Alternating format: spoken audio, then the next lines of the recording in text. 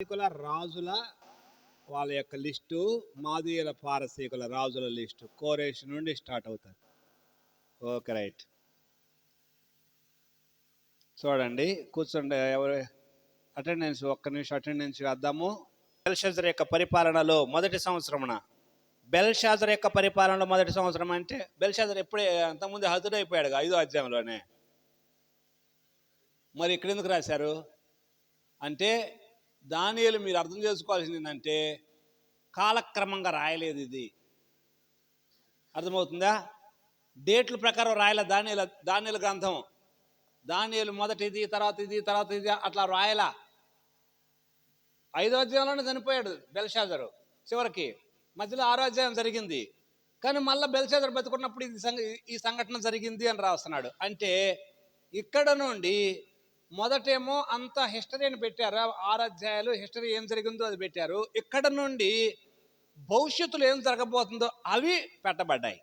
Okay, కాబట్టి మనము గుర్తుపెట్టుకోవాల్సింది ఏంటంటే, ఈ దానియేలు రాసినప్పుడు, ఆ గ్రంథాన్ని రాసినప్పుడు భవిష్యత్తు అంతటి గురించి తర్వాత రాశాడు, ముందు హిస్టరీ అంతా ముందు జరిగింది రాశాడు. కాబట్టి ఇక్కడ బెల్షాజరు బ్రతుకున్నప్పుడే ఆయన పరిపాలనలో మొదటి సంవత్సరమున దానియేలు కలిగిన దర్శనములు. అతడు పడక మీద పరుండి ఒక కలగని దానియేలుకు వచ్చిన కల ఇది. సంక్షేపంగా వివరించి రాశాను. దానియేలు వివరించి చెప్పినదేమనగా, రాత్రి యందు దర్శనములు కలిగినప్పుడు నేను తేరిచూస్తుండగా ఆకాశపు నలుదిక్కుల నుండి సముద్రం మీద గాలి విసురుట నాకు కనపడెను. అప్పుడు 4 మిక్కిలి గొప్ప జంతువులు మహాసముద్రంలో నుండి పైకెక్కెను. బైబిల్లో సముద్రము అంటే భూమి, ఓకే, లేకపోతే లోకము, అది బైబిల్ భాషలో. సముద్రం అంటే బైబిల్ భాషలో లోకము. లోకము మీద చూడండి, గొప్ప జంతువులు, 4 మిక్కిలి గొప్ప జంతువులు మహాసముద్రములో నుండి పైకెక్కినంటే ఈ లోకములో నుండి వచ్చాను. ఆ జంతువులు ఒకదానికొకటి భిన్నములై ఉండెను. మొదటిది సింహమును పోలినది, దానికి పక్షిరాజు రెక్కల వంటి రెక్కలుండెను. ఓకే, మొదటిది సింహము. నేను ఇక్కడ 2వ అధ్యాయము, 7వ అధ్యాయము, 8వ అధ్యాయము కంపారిజన్ అనేటువంటిది రాస్తాను నేను బోర్డు మీద. అంతవరకు రాసుకున్నారా? అంతవరకు రాసేసుకున్నారా? చెరపవచ్చా బోర్డు? ఓకే, బోర్డు జరుపుతా ఉన్నాను. ఇప్పుడు 2వ అధ్యాయము, 7వ అధ్యాయము, 8వ అధ్యాయం కంపారిజన్ మనం చూడబోతా ఉన్నాము. 2, 7, 8. Okay, right.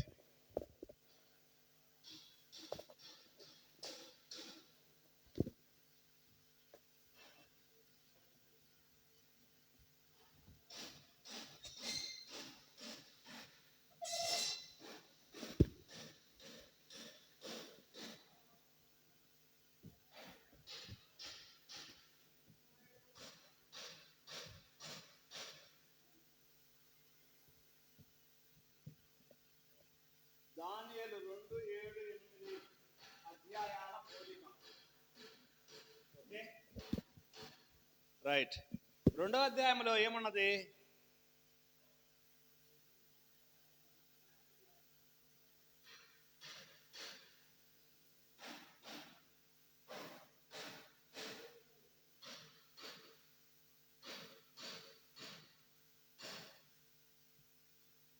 ఓకే, ఇది చూస్తున్నాం కదా మనము. 2వ అధ్యాయంలో ఒక మహా విగ్రహం ఒకటి చూశాం కదా. ఇదంతా తల, ఇది భాగం అంతా మేలిమి బంగారుతో ఉంది కదా. ఇది మేలిమి బంగారు, ఇది బంగారుతో తయారు చేసింది, మేలిమి బంగారు.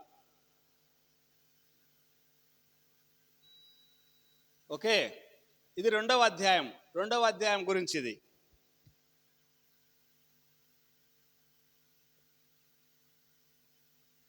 నెక్స్ట్ 7వ అధ్యాయం, తర్వాత 8వ అధ్యాయం. ఇప్పుడు చూడండి, 7వ అధ్యాయంలో ఇక్కడ ఏమంటున్నాడు? మొదటి జంతువు ఏమంటున్నాడు? సింహము. ఏమున్నాయి దీనికి? పక్షిరాజు రెక్కలు ఉన్నాయి. ఓకే, సింహము, పక్షిరాజు రెక్కలు ఉన్నాయి. 2వ జంతువు ఏమున్నది? ఓకే, అది పక్షిరాజు రెక్కలు ఉన్నవి.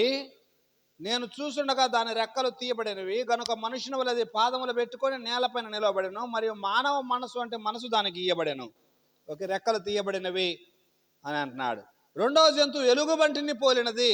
అది ఒక పార్శ్వం మీద పండుకొని తన నోట పండ్ల మధ్య 3 పక్కటెముకలను పట్టుకొనినది. కొందరు లెమ్ము విస్తారముగా మాంసం భక్షించమని దాంతో చెప్పిరి. ఓకే, రెండవది ఏంటి?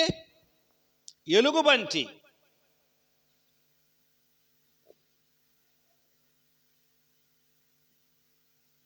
రెండోది ఎలుగుబంటి ఒక పార్శ్వం మీద పనుకున్నది. అంటే చూడండి, మనం ఒక పక్కన పనుకున్నాం అనుకోండి, రెండో పక్క పైకి లేచి ఉంటుంది కదా. అంటే ఒకవైపు ఏమో బలము, ఒకవైపు ఏమో బలం తక్కువ. అది పాయింట్ ఇక్కడ. ఓకే, ఒక పార్శ్వం మీద పనుకొని.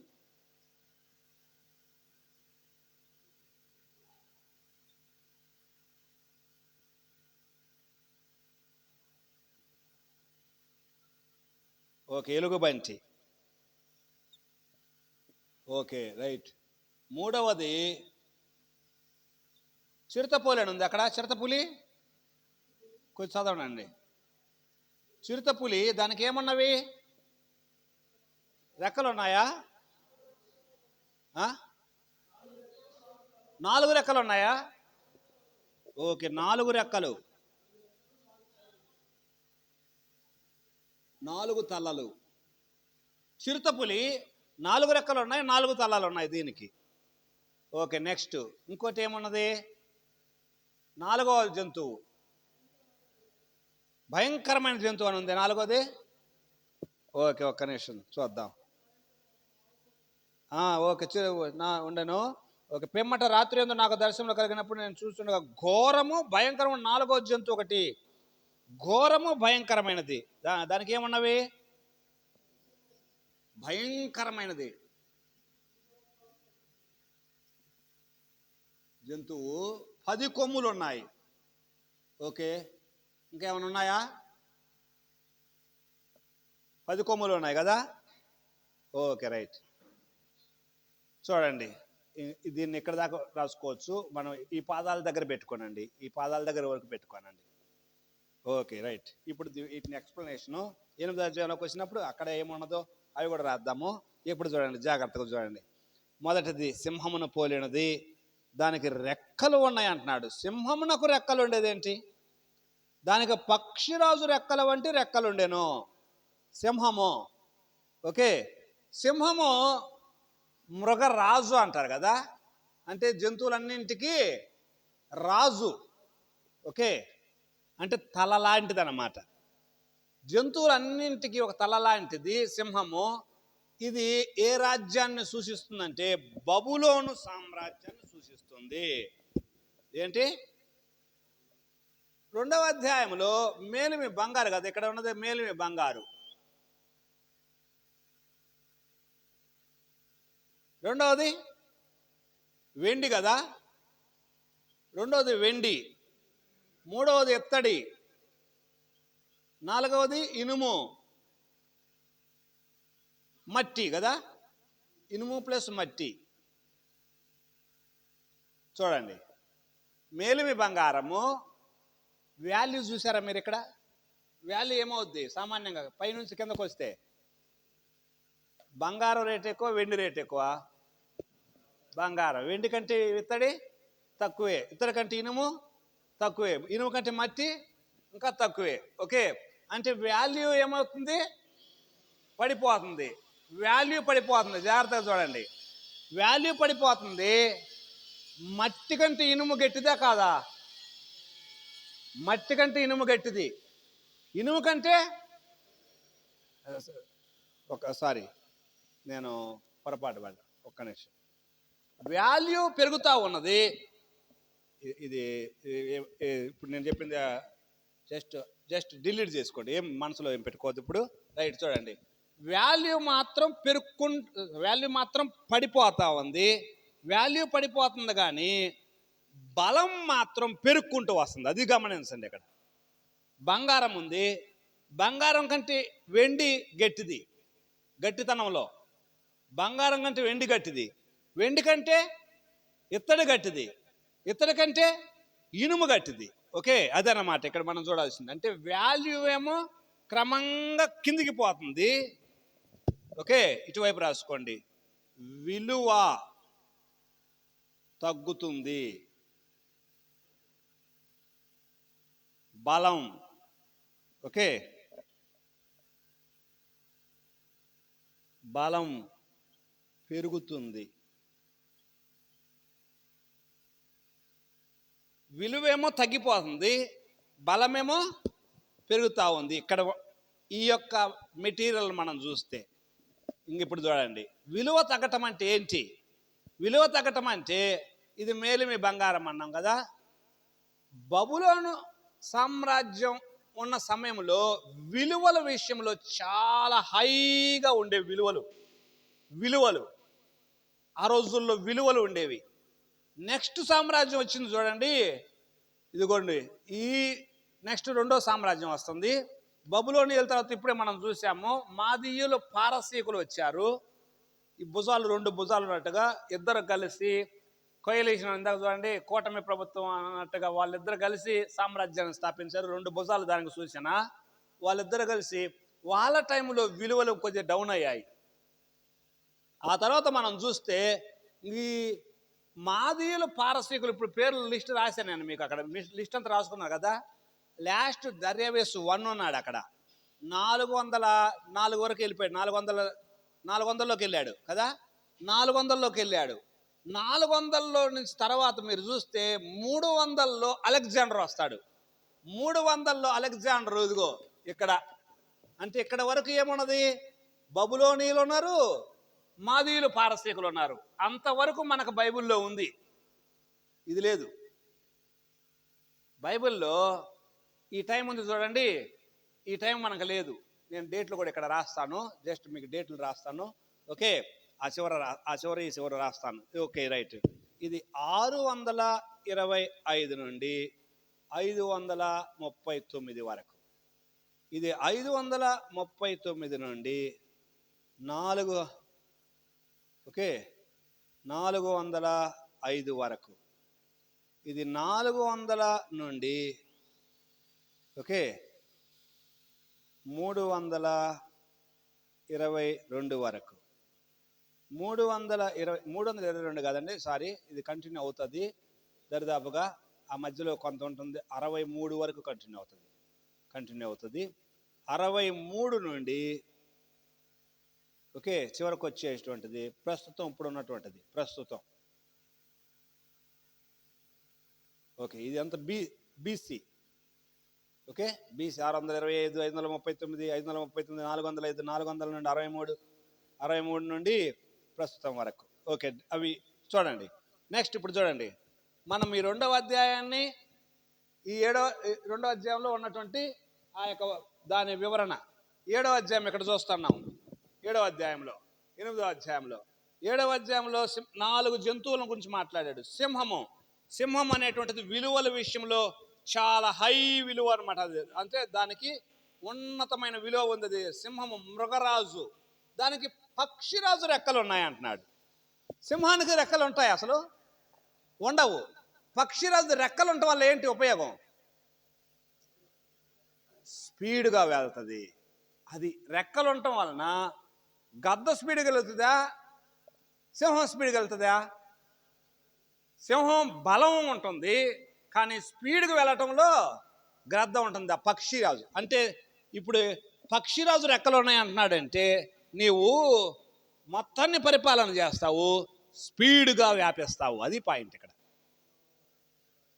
పక్షిరాజు, అది పక్షిరాజు అంటే అన్నింటికంటే ఎక్కువ హైట్ ఎగరగలిగేది గ్రద్దే, ఈగల్. అన్నింటికంటే ఎక్కువ హైట్ ఎగరగలిగేది ఈగల్ కంటే ఎక్కువ హైట్ ఎగరగలిగే ఏమి లేవు. సింహం మృగరాజు, పక్షులకు రాజు ఈగల్. కాబట్టి రెండింటిని ఎందుకు పోల్చాడంటే, నీవు అందరికంటే మేలిమైనటువంటి స్థితిలో ఉంటావు, చాలా ఉన్నతమైనటువంటి స్థితిలో ఉంటావు ఈ రాజ్యం గురించి, బబులోను సామ్రాజ్యం గురించి. కాబట్టి ఇందాక చెప్పానే నేను, యాంటీ క్రైస్ట్ పరిపాలనలో ఇదే మళ్ళా రాబోతుంది, అదే వస్తుంది మళ్ళా. విలువలు ఉన్నాయి అన్నట్టుగా అనుకుంటారు. నిజానికి అవి నిజమైన విలువలు కావు. చివరికి యేసుప్రభు వారి టైంలోనే అసలైన విలువలతో ఉండే రాజ్యం, నిజమైన మెస్సియా రాజ్యం వస్తుంది. ఓకే, రెండవది ఎలుగుబంటి. ఒక పార్శ్వం వైపు పండుకొని ఉంది అంటే, ఒకవైపున దౌను, ఒకవైపున అంటే ఇద్దరు రాజులు ఉన్నారు, కోరేషు దర్యావేషు. వాళ్ళిద్దరిలో కోరేషు హై, ఇందాక చెప్పాను చూడండి, కోరేషు చక్రవర్తి, దర్యావేషు లోకల్ లీడర్. అది ఎలుగుబంటి ఒక పార్శ్వంపై పనుకోవటం అంటే అర్థం అది. ఒకటి పైకి ఉన్నది, ఒకటి డౌన్ ఉన్నది. ఓకే, అది దాని గురించి మాట్లాడేది. 2 భుజాలు. మూడవది చూడండి, ఇత్తడి. దీనికంటే బలం పెరుగుతుంది. చూడండి మీరు, అది గమనించాల. బలం పెరుగుతుంది అంటే దీనికంటే దీని బలం పెరిగింది. అంటే అర్థమైందంటే బబులోను సామ్రాజ్యం కంటే మాదీయుల పారసీక సామ్రాజ్యం విస్తరించింది, ఇంకెందుకు ఎక్కువైంది. మాదీయుల పారసీకుల సామ్రాజ్యం కంటే చిరుతపులి మూడో జంతువు అంటున్నాడు. చిరుతపులి జంతువులన్నింటిలో ఫాస్ట్గా పరిగెత్తగలేదు చిరుతపులి. అన్ని జంతువుల్లోకెల్లా ఫాస్ట్గా పరిగెత్తగలిగేది చిరుతపులి కంటే ఎక్కువగా స్పీడ్గా పరిగెత్తగలిగే ఏవి లేవు. దానికి ఇంకా ఏమున్నాయి అంటే, ఒక్క రెక్క ఉంటేనే స్పీడ్గా వెళ్తుంది, 4 రెక్కలు ఉంటే ఇంకా ఫాస్ట్గా వెళ్తుంది అని అర్థం. అక్కడ పాయింట్, 4 రెక్కలు ఉంటే ఇంకా ఫాస్ట్గా వెళ్తుంది. అలెగ్జాండరు ఆయన స్టార్టింగ్ టైము 332, 322, జస్ట్ 10 ఇయర్స్లోనే. 332, 322 బీసీలో జస్ట్ 10 ఇయర్స్లో ప్రపంచాన్ని మొత్తం స్వాధీనం చేసుకున్నాడు. 10 ఇయర్స్లో ఎవరైనా ప్రపంచాన్ని స్వాధీనం చేసుకోగలరా? 10 ఇయర్స్లో కొంతమంది రాజ్యంలోకి రారు, పార్టీ స్థాపిస్తారా? 10 ఇయర్స్ అయినా 20 సంవత్సరాలు కూడా రారు, అధికారం లేదు కదా. ఒక్కొక్కసారి 10 ఇయర్స్ పీరియడ్లో ఐరోపా ఖండం నుండి మాసిదోనియా వాడు, వాళ్ళ నాన్న ఫిలిప్పు, మాసిదోనియా వాడైన ఫిలిప్పు అంటారు ఆయన్ని. మాసిదోనియా గుర్తుందా? మాసిదోనియా మీకు ఎవరి టైంలో? పౌలు గారు మాసిదోనియా వెళ్ళారు చూడండి. మాసిదోనియా అంటే ఐరోపా ఖండంలో ఉన్నటువంటి అక్కడ నుండి వ్యాపించి ఈస్ట్ వైపుగా వ్యాపించి సౌత్కి వెళ్తాడు, ఆఫ్రికాకి వెళ్తాడు, ఇంకా ఈస్ట్కి వెళ్తాడు. ఈస్ట్కి వెళ్ళేసి ఇండియా వరకు కూడా ఆటోమేటిక్గా అటు ఇటుగా కొద్దిగా దరిదాపుగా ఇండియా వరకు కొద్దిగా అటు ఇటుగా వచ్చేస్తాడు. అంటే ఆల్మోస్ట్ ఆ రోజుల్లో ఉన్న 3 ఖండాలు, ఆఫ్రికా, ఐరోపా, ఆసియా, 3 ఖండాలు మొత్తం స్వాధీనం చేసుకున్నాడు with in the span of 10 ఇయర్స్లో. 10 ఇయర్స్లో చిరుతపులి, అందుకే ఆయన గురించి వర్ణించినందుకు రెక్కలు, దానికి మళ్ళీ రెక్కలు కూడా ఉన్నాయంటే స్పీడ్గా వెళ్ళిపోతాం, చాలా ఫాస్ట్గా వెళ్ళిపోయాడు. ఓకే, రెండవది అది. ఓకే, తర్వాత 3 చూడండి. ఇప్పుడు చిరుతపులిని పోలిన మరొక జంతువు చూసినది, దాని వీపున పక్షికలు 4 రెక్కలు ఉండేను, దానికి 4 తలలు ఉన్నాయి అంటున్నాడు కదా. 4 రెక్కలు 4 తలలు. ఓకే, ఇక్కడ దాని గురించి కొద్దిగా ఎక్స్ప్లెనేషన్. చిరుతపులేమో అలెగ్జాండర్ అయితే, అలెగ్జాండర్ ఫాస్ట్గా వ్యాపిస్తే 4 తలలు అన్నారు చూడండి. చిరుతపులకి 4 తలలు. ఆ అలెగ్జాండర్ చనిపోయిన తర్వాత 4 రాజులు వచ్చారు. 4 దేశం మొత్తాన్ని విభాగించుకున్నారు. 4 విభాగించుకొని మొత్తం కొంతమంది ఐరోపాలో, కొంతమంది ఆఫ్రికాలో, ఒక ఆయన ఐరోపాలో, ఒక ఆయన ఆఫ్రికాలో, ఒక ఆయన ఆసియాలో 2 భాగాలు చేసుకున్నారు. అట్లా 4 వచ్చారు. ఆ 4 పేర్లు ఇస్తాను. Okay, right. చూడండి, 4 తలలు, అది దానికి సూచన. 4 తలలు. నెక్స్ట్, 4 తలలు ఉండెను, దానికి ఆధిపత్యం ఇవ్వబడెను. పిమ్మట రాత్రి అందు నేను చూడగా ఘోరము భయంకరము 4వ జంతువు ఒకటి కనబడను. అది తనకు ముందున్న ఇతర జంతువులకు భిన్నమైనది, మహాబల మహత్యములు గలది. దానికి పెద్ద ఇనుప దంతములు 10 కొమ్ములు, పెద్ద ఇనుప దంతములు ఉన్నవి 10 కొమ్ములు ఉండేను. ఇనుప దంతాలు దేనికి? దంతాలతో ఏం చేస్తాయి జంతువులు? దంతాలతో ఎదుటి జంతువులను చంపుతాయి కదా. దంతాలతో పెద్ద దంతములు అనేటే అవి ఎదుటి జంతువులను చంపుతాయి. దానికి పెద్ద దంతములు ఉన్నవంటే 4వ జంతువు భయంకరంగా ఉంది, 10 కొమ్ములు ఉన్నాయి, దంతములు ఉన్నాయి. ఇంకా ఏమున్నది అక్కడ కొద్దిగా చూడండి. అది ముందున్న రాజ్యములు ఏమన్నా అంటున్నాడా? అది ఘోరము భయంకరము, తనకు ముందుగా ఉండిన ఇతర జంతువులకు భిన్నమైనది, మహత్యములు గలది అంటున్నాడు. మహాబల మహత్యములు ఉన్నాయి దీనికి అంటున్నాడు. ఈ జంతువుకి మహాబల మహత్యములు అంటే అద్భుతాలు చేస్తుంది ఈ జంతువు. ఈ జంతువు చూడండి, మనం చూస్తే జాగ్రత్తగా 2వ అధ్యాయంలో ఇనుము మట్టి పాదములు వేళ్ళు. ఓకే, నేను ఎక్కడ దాకా వేసుకోమన్నాను, ఈ లైను కింద దాకా వేసుకోమన్నాను. ఈ రాజుల కాలంలో ఒక జంతువు వస్తుంది చివరి రోజుల్లో. అంటే ఇది ఓకే రోమా ప్రభుత్వం, ఇదేమో బబులోను. ఒక్క నిమిషం, బబులోను, రెండవది మాదియా, పారసీక, మూడవది గ్రీకు రాజ్యము, 4వది రోమన్ రాజ్యం. ఓకే, ఇవి సామ్రాజ్యాలండి. ఈ 4వ రాజుల కాలంలో ఒకటి భయంకరమైనది, మహత్యములు చేయగల జంతువు అంటే యాంటీ క్రైస్ట్ వచ్చినప్పుడు మహత్యాలు చేస్తాడు వాడు. జనాన్ని మభ్యపెట్టేటందుకు, తన మీద నమ్మకం ఉంచినట్టుగా, తన మీద అందరూ నమ్మకం కలిగేటట్టుగా మహత్యాలు ఎన్నో చేస్తాడు వాడు. ఆ జంతువు గురించి అది అక్కడ మాట్లాడేది. అనేక అద్భుతాలు చేస్తాడు. ఎందుకంటే చాలా మందిని తన వైపు డైవర్ట్ చేసుకోవటం కోసం అద్భుతాలు చేయటానికి వానికి అధికారం ఇస్తాడు దేవుడు. జస్ట్ 7 ఏండ్లే అధికారం ఇస్తాడు. ఈ ముందున్న రాజ్యాలు చూస్తే ఓకే, నేను దాని గురించి కొద్దిగా ఎక్స్ప్లెనేషన్ కిందకు వస్తాము. ఎక్స్ప్లెనేషన్ ఇంకా ఉంటుంది 8వ అధ్యాయంలో, ఇంకా మనకు క్లారిటీ. 7వ అధ్యాయంలో ముందుకు వెళ్తే ఇప్పుడు చూడండి, 4వ జంతువు భిన్నమైనది, మహత్యములు గలది, దాని పెద్ద ఇనుప దంతములు 10 కొమ్ములు ఉన్నాయి. 10 కొమ్ములు. అది సమస్తమును భక్షిస్తూ తుత్తునీలుగా చేస్తూ మిగిలిన దానిని కాళ్ళ కింద అనగదొక్కుతూ ఉండేను. అంటే 4వ రాజ్యం అన్నింటినీ అనగదొక్కుతుంది అనమాట. 4వ రాజ్యం చాలా బలంగా ఉంటుందని అర్థం. నేను ఈ కొమ్ములను కనిపెట్టగా ఒక చిన్న కొమ్ము వాటి మధ్య లేచెను. దానికి స్థలమిచ్చుటకై ఆ కొమ్ములలో 3 పెరికివేయబడినవి.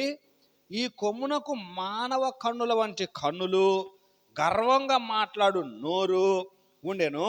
ఇంకా సింహాసనములు వేయుట చూసి తిని మహావృద్ధుడు అక్కడ కూర్చుండెను. ఇప్పుడు చూడండి, ఇక్కడ క్రమంగా నడుస్తున్నది. దీనికి 10 కొమ్ములు ఉన్నాయి అన్నారా? చూడండి, ఇక్కడ 10 కొమ్ములు ఉన్నాయి అంటున్నారు ఈ జంతువుకి. 1 2 3 4 5 6 7 8 9 10 10 కొమ్ములు ఉన్నాయి దానికి. 10 కొమ్ములు ఉంటే ఆ 10 కొమ్ములలో 3 తొలగించబడ్డాయి అంటున్నాడు. 3 కొట్టివేస్తే ఈ 3 స్థానంలో ఒకటి వచ్చింది. 3 కొట్టివేసి 3 స్థానంలో ఒకటి వచ్చింది. అంటే చివరి రోజుల్లో ఏం జరుగుతుందంటే, మీరు ఇది గుర్తుపెట్టుకోవాలా, బబులోను సామ్రాజ్యం టైం పీరియడ్ అది. నెక్స్ట్ సామ్రాజ్యము మాదీయుల పారసీకుల టైం పీరియడ్ ఇది. నెక్స్ట్ సామ్రాజ్యము టైం పీరియడ్ ఇది. నెక్స్ట్ సామ్రాజ్యము అప్పటి నుండి ఇప్పుడు ప్రస్తుతం ఇంకా ముందు కొనసాగుతుంది. చివరి రోజుల్లో ఏమవుతుంది, 10 రాజులు కలిసి ఒక యూనిటీ ఏర్పడి ఒక రాజ్యం ఏర్పాటు చేస్తాయి. ఆ 10 మందిలో 3 పక్కకు నెడతాడు ఒకడు, ఒక్కడే పైకి వస్తాడు. 3 పక్కకు తొలగించేసి ఒక్కడు వస్తాడు, వాడే యాంటీ క్రైస్ట్. ఓకే, ఇది భవిష్యత్తులో జరగబోయేది. వీడు యాంటీ క్రైస్ట్ రాబోతున్నాడు అని 7వ అధ్యాయంలో చెబుతున్నాడు. చూడండి, మానవుల కన్నుల వంటి కన్నులు ఉన్నాయట వీడికి, గర్వంగా మాట్లాడుతూ ఉన్నాడు వాడు. ఇంకా తర్వాత ఏంది నెక్స్ట్ జరగబోయేది, మహావృద్ధుడు అక్కడ కూర్చున్నాడు, ఆయన వస్త్రం హిమం ఉంది. ఓకే, ఇప్పుడు నెక్స్ట్ రాబోయేది ఎవరిది? 2వ అధ్యాయంలో ఏమున్నది? 2వ అధ్యాయంలో ఈ పాదాల మీద ఒక రాయి వచ్చి పడిందని చెప్పాం కదా. ఒక పెద్ద బండ వచ్చి ఎక్కడ పడింది? ఇక్కడ పడిపోతే మొత్తం ఏమైపోయింది, ఇదంతా కూలిపోయింది కదా, మొత్తం ముక్కలు చెక్కలైపోయింది కదా ఈ విగ్రహం. అంటే ఏమైంది, ముందున్న రాజ్యాలన్నీ ఈ రాయి వచ్చి కొట్టివేసింది. అర్థమవుతుందా?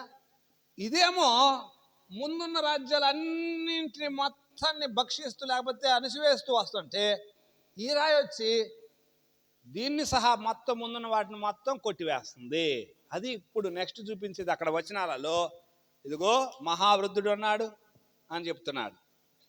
ఓకే, ఆయన గురించి సింహాసనం అగ్ని వలె మండుచుండెను, చక్రములు అగ్ని వలె ఉండెను, అగ్ని వంటి ప్రవాహం ఆయన నుండి ప్రవహిస్తున్నది, వేవేల కొలది దానికి పరిచారకులు, కోట్ల కొలది మనుషులు ఆయన ఎదుట నిలిచిరి. ఇది ఎక్కడ కనపడుతుందంటే, మీరు ఒకవేళ బైబిల్లో రాసుకుంటే రాసుకోవచ్చు, ప్రకటన గ్రంథం 20లో ఇదంతా కనపడుతుంది.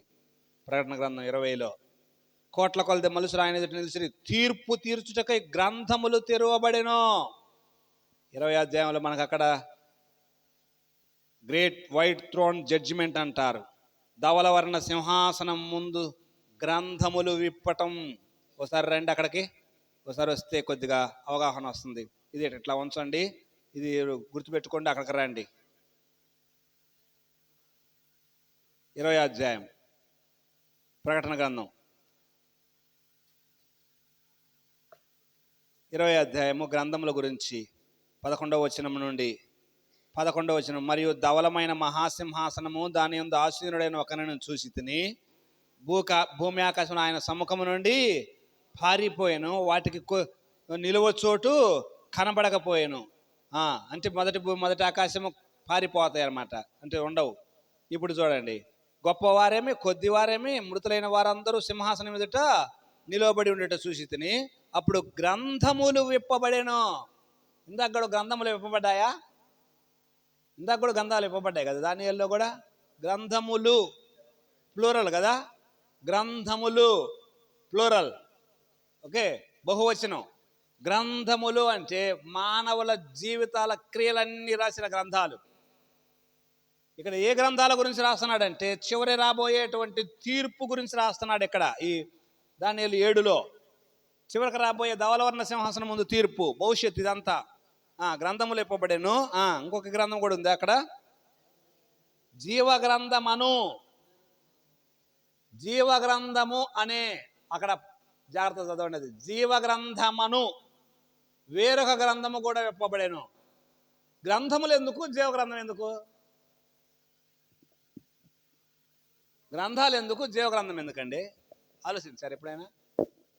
నా మొండోడు అనుకోండి, నా పేరు ఉండాల్సిందే, నా పేరు దీంట్లో ఎందుకుంది, నా పేరు దీంట్లో ఎందుకుంది, అసలు నా పేరు ఈ గ్రంథాల్లో ఉండేది ఏంది, నేను మంచోడిని అయితే అని వాదిస్తాడు నా బోటాడు. నీవు మంచోడివా? ఇవన్నీ గ్రంథాలు.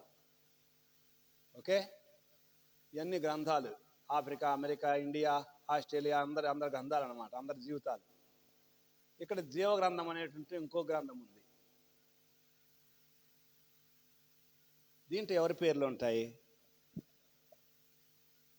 జీవగ్రంథంలో ఎవరి పేర్లు ఉంటాయి? యేసుక్రీస్తును నమ్మిన వారి పేర్లే దీంట్లో ఉంటాయి.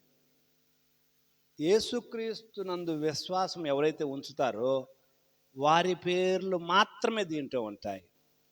సుబ్బారావు లాంటి వాడు, నేను నమ్మాను, నా పేరు దీంట్లో ఉండేది ఏంది, నా పేర్లు దీంట్లో ఉండేది, నా క్రియలకు నీవు తీర్పు తీసేది అన్నాడు అనుకోండి, నీవు నమ్మావా? ఏ రోజు, ఆ క్షణం, ఏ సంవత్సరం, ఆ సంవత్సరమా? ఆ సంవత్సరంలో లీడర్ రాసే ఉంటారు, నీ పేరు ఉందో లేదో ఇక్కడ చూద్దాం ఆగంట.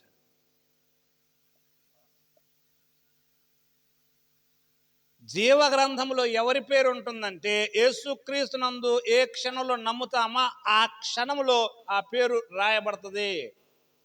ఓకే, ఆ పేర్లన్నీ జీవగ్రంథంలో ఉంటాయి. అంటే జీవగ్రంథం ఏం చూపిస్తుందంటే, ఓ సమస్త ప్రజలారా, వీటిల్లో మీ పేర్లు ఉన్నాయా అంటే దీంట్లో లేనట్టే. వీటిల్లో మీ పేర్లు ఉంటే దీంట్లో లేనట్టే. దీంట్లో మీ పేర్లు ఉంటే వాటిల్లో లేనట్టే. అంటే ఎంత భయంకరంగా తిరిగినా కానీ ఒక్కసారి ప్రభు దగ్గరకు వచ్చామా, పేరు ఏడు రాస్తాడా? ఇంకొక్కసారి ఆయన పేరు రాశాడంటే ఇంక కొట్టివేయబడదు, దాంట్లో కొట్టివేయబడదు. తప్పు తెలుసుకున్నాము, తిరిగామంటే మన పేరు ఆ గ్రంథంలో రాస్తాడా? చివరికి మన గురించి మన మీద నేరస్థాపన చేయడానికి ఈ గ్రంథాలలో మన పేరు ఉండదు కాబట్టి, ఈ గ్రంథంలో ఉంటుంది కాబట్టి పరలోకానికి వెళ్ళిపో అంటాడు. అది జీవ గ్రంథమను వేరొక గ్రంథము ఇవ్వబడెను, ఆ గ్రంథముల యందు వ్రాయబడి ఉన్న ప్రకారము కదా. ఆ గ్రంథముల యందు వ్రాయబడి ఉన్న వాటిని బట్టి తమ క్రియల చొప్పున మృతులు తీర్పు పొందిరి. సముద్రం తనలో ఉన్న మృతులను అప్పగించింది, మరణం పాతాళంలో ఉన్న వాటి వశమున మృతులను అప్పగించింది. ప్రతి వాడు తన క్రియల చొప్పున తీర్పు పొందెను. మరణము, మృతుల లోకం, అగ్నిగుణంలో. వీరందరూ ఎక్కడ వేయబడ్డారు? ఇప్పుడు వీటిల్లో పేర్లు ఉన్న వాళ్ళు మొత్తం ఎక్కడికి వెళ్తున్నారు? అగ్నిగుండంలోనికి వెళ్తున్నారు. దీంట్లో పేరు ఉన్న వాళ్ళు ఎక్కడికి వెళ్తారు? దీంట్లో పేరు ఉన్న వాళ్ళు పరలోకానికి వెళ్తారు. అది ఓకే. వీటిల్లో పేర్లు ఉన్న వాళ్ళు మొత్తం సముద్రం, పాతాళము అంతా కూడా మొత్తం పాతాళం అంతా నా దగ్గర లెక్క ఇది అంటది. పాతాళంలోకి వెళ్ళిన వాళ్ళందరూ ఉంటారుగా. ఎప్పటి నుంచి? భూమి పుట్టిన దగ్గర నుంచి పాతాళంలో వెళ్ళిపోయిన మొత్తం ఉంటారు. మొత్తం లెక్క వస్తుంది. ఓకే. వాళ్ళు మొత్తాన్ని తీర్పులోకి ఎందుకు తీసుకురావాలి? ఇప్పుడు ఇది ఎప్పుడు జరిగే సంఘటన ఇది? అక్కడ చూడండి, బైబిల్లో 1000 ఏండ్లు గడిచిన మీదట అని ఉంది కదా. 1000 ఏండ్లు గడిచిన మీదట, 1000 ఏండ్లు గడిచిన తర్వాత ఏం జరిగింది? మొదటి భూమి, మొదటి ఆకాశం పారిపోయినాయి అన్నాడు కదా. అంటే కొత్త భూమి, కొత్త ఆకాశంలోకి పోవాలంటే ఇప్పుడు ఏం చేయాలంటే మొత్తం లెక్క చూడాలబ్బాయి, మొత్తాన్ని లెక్క సరిచేసి కానీ కొత్త ప్రభుత్వం స్టార్ట్ చేద్దామని చెప్పేసి మొత్తం అందరినీ భూమి పుట్టినది మొదలుకొని పాతాళంలో ఉన్నవారు మొత్తాన్ని లెక్కలు చూసి పర్మనెంట్గా ఎక్కడ పంపిస్తాడు?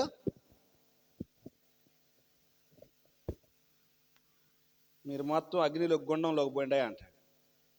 ఇందాక పాతాళం అన్నాడే, మరి అంటే పాతాళం వేరు, అగ్నిగుండం వేరు అన్నమాట. పాయింట్ అర్థమైంది ఇక్కడ మీకు? పాతాళం వేరు, అగ్నిగుండం వేరు. పాతాళం తన వశమున ఉన్న వారిని అప్పగించింది అన్నాడు, సముద్రం తనలో ఉన్న వారిని అప్పగించింది అన్నాడు. పాతాళం ఏమో కొద్దిగా టార్చర్ ఉంటుందండి, కాకపోతే తీవ్రంగా ఉండదు. అగ్నిగుండంలో మంటలు పెరుగుతాయి అన్నమాట. పాయింట్.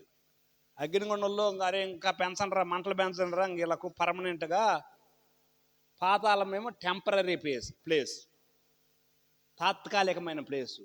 అగ్నిగుండం పర్మనెంట్ ప్లేస్. చూడండి, జనం చాలా మంది ఈ ప్రభువుని తెలుసుకోక పర్మనెంట్గా ఎక్కడికి వెళ్తున్నారు? పర్మనెంట్గా నరకానికి వెళ్తున్నారు. ఒక వ్యక్తి తెలుసుకోకపోతే పర్మనెంట్గా నరకానికి వెళ్తాడనేటువంటి విషయం మనం గ్రహిస్తే మనకు దగ్గర వాడో లేకపోతే మన ఇంట్లోని వాడో మన సొంత వాళ్ళ గురించి ఎంత తీవ్రంగా ప్రార్థన చేస్తామో చేయాలి. ప్రభా, ఒక అవకాశం అయ్యా, ఆ వ్యక్తికి ఒక అవకాశం అయ్యా, ఈ వ్యక్తికి ఒక అవకాశం అయ్యా, ఆ పర్మనెంట్గా ఉండే యాతనలోకి వెళ్ళకూడదయ్యా అని ప్రార్థన చేయాలి. పర్మనెంట్గా ఉండే ఆ యాతనలోకి వెళ్ళిపోతే అక్కడ ఉండే యాతన అంతే. జీవగ్రంథంలో ఒక్కసారి రాస్తే ఎంతకాలం ఆనందం. ఒక్కసారి పేరు రాస్తే పర్మనెంట్గా హ్యాపీ ప్లేస్. యుగ యుగాలు. ఇంకా తర్వాత అదే 2 అధ్యాయాలు అదే చెప్తున్నాడు. ఇంకేముందు చూడండి, మీకు జీవగ్రంథంలో పేర్లు ఉన్న వారలారా మీ వ్యవహారం చెప్తారా అండి అని అంటున్నాడు. వాళ్ళ అకౌంట్ క్లోజ్ చేశాను, వాళ్ళ అకౌంట్ క్లోజ్ చేసి ఇప్పుడు మీకు ఏముందు చూపిస్తారండి అని 21, 22 అధ్యాయాల్లో ఇంకా జీవగ్రంథంలో ఉన్న వాళ్ళకి ఎంత మహిమ ఉందో, ఎంత ఘనత ఉందో అది చెప్తున్నాడు అక్కడ. అది ఓకే. దీని గురించి ఎక్కడ రాశాడు? దానియేలు అక్కడే రాశాడు. ఎప్పుడు? ఈ అంత ప్రకటన రాయకముందే దానియేలు ఎప్పుడు? దరిదాపుగా 530 ఆ టైంలో, 540 BCలో అప్పుడు అక్కడ రాస్తున్నాడు. ఓకే, ఒకసారి మళ్ళీ రండి, దానియేలు దగ్గరకు రండి అక్కడికి. గ్రంథములు విప్పబడేనుందా? Okay, right. గ్రంథములు తెరవబడెను. అప్పుడు నేను చూస్తుండగా ఆ కొమ్ము పలుకుచున్న మహాగర్వపు మాటల నిమిత్తము. ఏ కొమ్ము? 10 కొమ్ముల్లో 3 కొమ్ములను పక్కకు పంపించి ఒక కొమ్ము వచ్చిందే పైకి. Anti Christ. గర్వపు మాటలు మాట్లాడతాడు వాడు. గర్వపు మాటల నిమిత్తము వారు ఆ జంతువును చంపినట్టు కనబడేను. ఎవరు చంపారు? వారు ఆ జంతువును చంపినట్టు కనపడేను. ఓకే. తర్వాత చూడండి, తరువాత దాని కళేబరము మండుచున్న అగ్నిలో వేయబడెను. దాని కళేబరం మనుషుని అగ్నిలో వేయబడెను. ఇంకొకసారి దయచేసి ఇందాక ప్రకటన గ్రంథంలోకి ఒకసారి రండి. అక్కడికి వస్తే 20వ అధ్యాయంలోనే దానికి ముందున్న భాగం చదవాలి. అక్కడ వేయబడతాడని. Okay, right.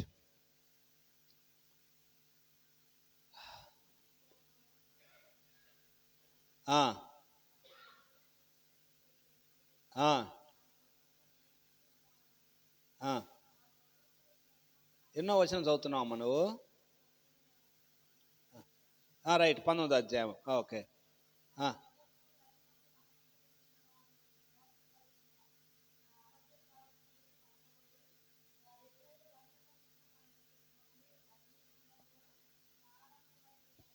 అది అక్కడ ఉంది. ఇక్కడ దానియేలులోనే రాస్తున్నాడు. ఓకే, ఆ మృగము గర్వపు మాటలు మాట్లాడుతుంది అన్నాడా? ఆ మృగము అనేటువంటిది అక్కడ ఇక్కడ మాట్లాడే ఆ మృగం ఎవరు అంటే యాంటీ క్రైస్ట్ అని నేను చెబుతా ఉన్నాను. మరలా అది చెబుతున్నాను. ఓకే, యాంటీ క్రైస్ట్ అగ్నిగుండంలో వేయబడతాడు పర్మనెంట్గా అనమాట. ఒక్కసారి పర్మనెంట్గా అగ్నిగుండంలో వేయబడతాడు. పాతాళం లేదు అతనికి. ఓకే, డైరెక్ట్గా అగ్నిగుండమే. Okay, right. ఒక నిమిషం దానిలోకి వద్దాం. దీన్ని ఫినిష్ చేద్దాం టకటక స్పీడ్గా. చూడండి 7వ అధ్యాయం.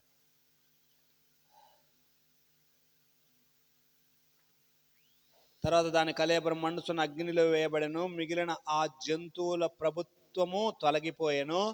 సమయము వచ్చు వరకు అవి సజీవుల మధ్యన ఉండవలనని ఒక సమయము, ఒక కాలము వాటికి ఏర్పాటాయను. మిగిలిన రాజ్యాలు కూడా తీసివేయబడతాయి. రాత్రి కలిగిన దర్శనములను నేను ఇంకా చూస్తుండగా ఆకాశ మేఘారుడై మనుష్య కుమారుని పోలిన ఒకడు వచ్చి ఆ మహావృద్ధుడగు వాని సన్నిధిని ప్రవేశించి, మనుష్య కుమారుడు ఇక్కడ మాట్లాడే యేసుప్రభు వారి గురించి, ఆయన సముఖమునకు తేబడెను. సకల జనులు, రాష్ట్రములు, భాషలు మాట్లాడువారు ఆయనను సేవించినట్లు ప్రభుత్వము, మహిమ, ఆధిపత్యము ఆయనకి ఇయ్యబడెను. ఆయన ప్రభుత్వం శాశ్వతమైనది, అది అన్నటన్నట్టుగా తొలగిపోదు. ఆయన రాజ్యం ఎప్పుడు లయము కాదు. నాకు కలిగిన దర్శనములు నన్ను కలవరపరుచున్నందున దానియేలును నేను నా దేహములో మనోదుఃఖము గలవాడనైతుని. నేను దగ్గర నిలిచిన వారిలో ఒకరి వద్దకు పోయి ఇందును గురించి నిజమంతా నాకు చెప్పమని అడగగా అతడు నాతో మాట్లాడి ఆ సంగతుల భావము నాకు తెలియజేశాను. ఎట్లనగా ఈ మహాజంతువులు 4 అయ్యుండి లోకమందున్న ప్రభుత్వాలు చేయబోయే 4 రాజులను సూచిస్తున్నవి. వివరణ అన్నమాట ఇక్కడి నుంచి. ఓకే, మహోన్నతుని పరిశుద్ధులే రాజ్యాధికారం నొందుదురు. వారు యుగయుగములు యుగాంతముల వరకు రాజ్యమేలుదురు.